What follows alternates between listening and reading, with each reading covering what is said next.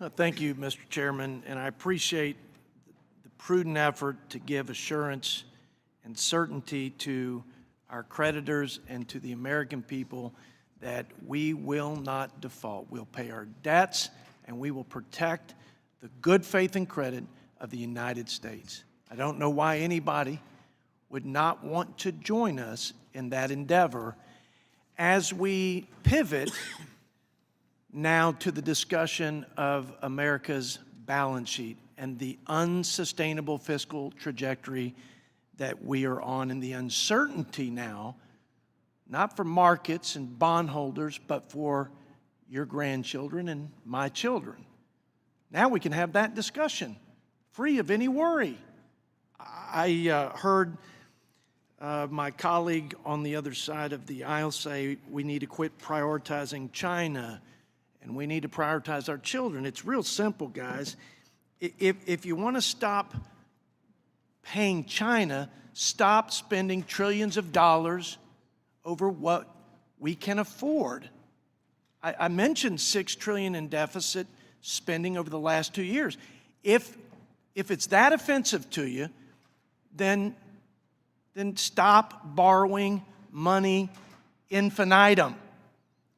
And if you want to prioritize our children, we have to stop borrowing infinitum, because we're going to put them in a position where they will inherit the whirlwind of our failed economic policies, our reckless spending, and our lack of political courage to intervene and change course before it's too late. That's what we should be talking about.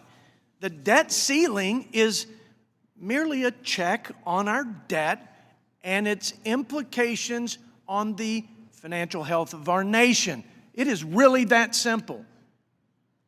Now, we cleared a path and we have taken the default risk off the table, and in doing so, we have taken away the excuse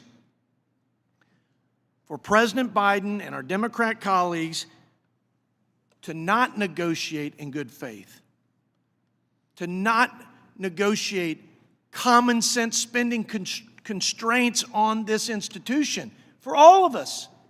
No more excuse. I understand why my friends on the other side are so perturbed and so worked up.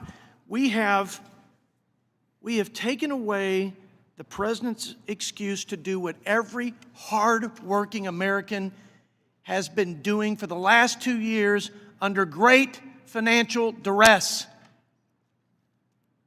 Record inflation, soaring interest rates, a bad economy, and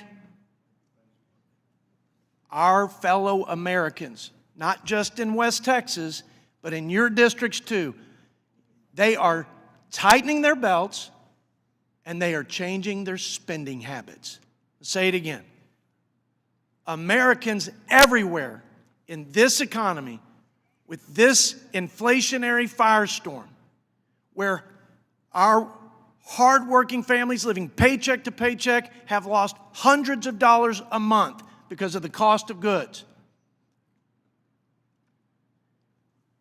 They are having to reevaluate gas versus groceries, and they are tightening their belts. And why wouldn't they expect their federal government and their leaders to act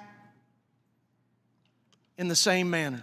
Responsibly coming to the negotiation table and reining all of this in and restoring responsibility and fiscal accountability and putting the country that our children will inherit on good footing.